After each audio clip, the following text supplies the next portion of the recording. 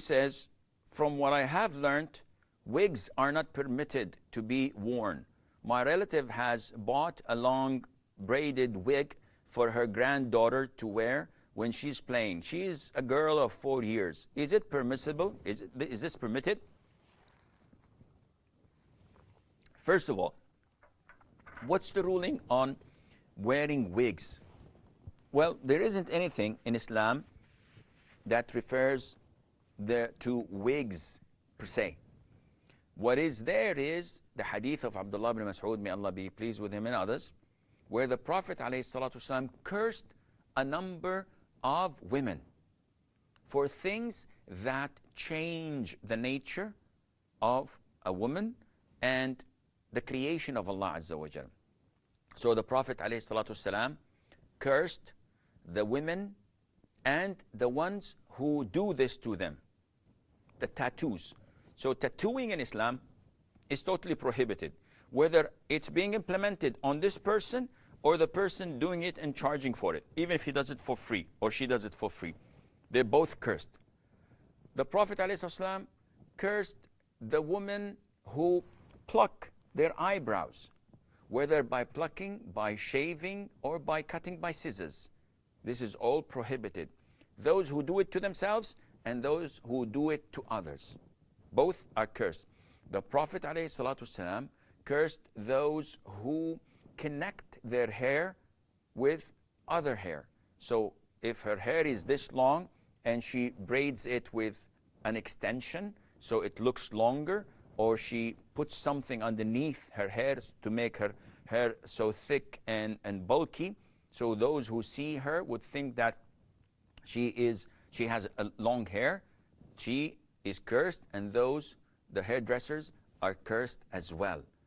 And likewise, those who put fake eyelashes that are so long and big.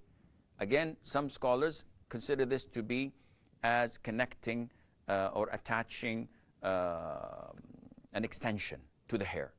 And also the Prophet ﷺ, and this was applied at the time of the Prophet ﷺ, at the time of the Arabs, they used to consider filming, I think it's the right verb, the teeth, the front two teeth, so that you leave a gap between them, so when you smile, at the time it was beautiful, or maybe it's not now, but the issue of filming your teeth and fixing it in a way to look beautiful, this is also an issue where a person who does this and the dentist who does this are both cursed.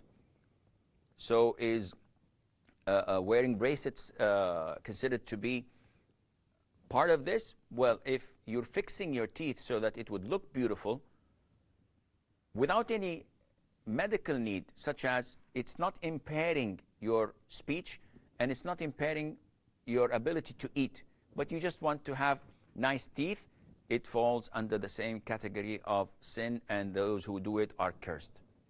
So this is the main topics of hadith of Abdullah ibn Mas'ud, may Allah be pleased with him.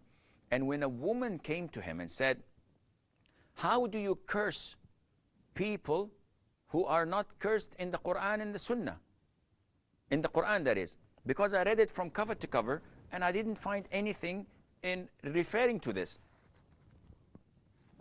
He said, it is in the Quran. She said, where? He said, Allah says in the Quran, وَمَا أَتَاكُمُ الرَّسُولُ فَخُذُوهُ. Whatever the Prophet ﷺ brings to you as an instruction and order, you have to follow. And whatever he forbids and tells you to stay away from, you have to refrain.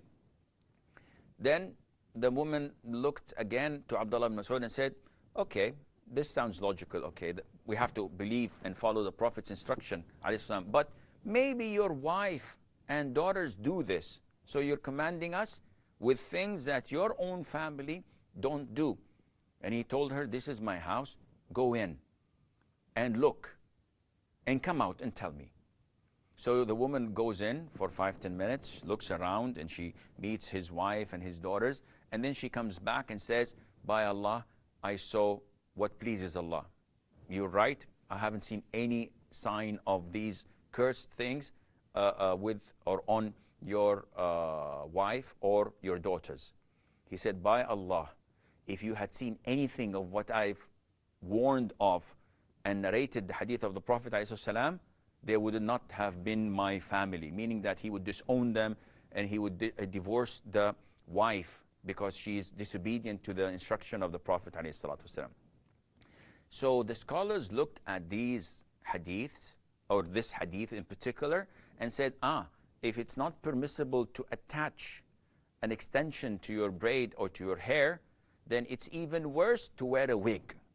So wearing wigs is totally prohibited in Islam, with the exception if someone loses his hair in an unnatural way. So someone who's like 30, 40, may Allah Azza wa Jal preserve our dear listeners and viewers, and me as well with them.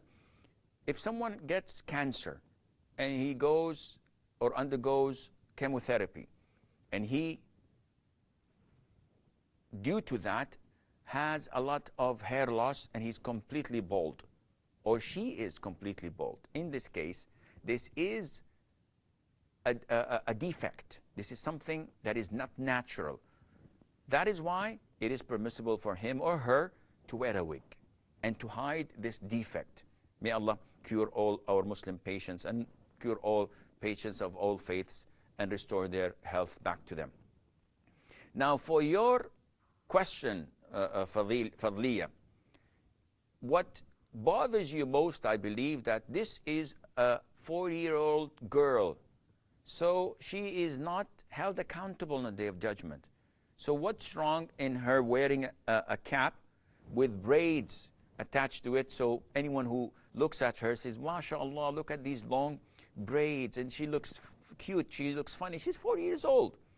And this is an issue that most parents seem to neglect, and they always ask themselves questions, if she's not accountable, so why should I care?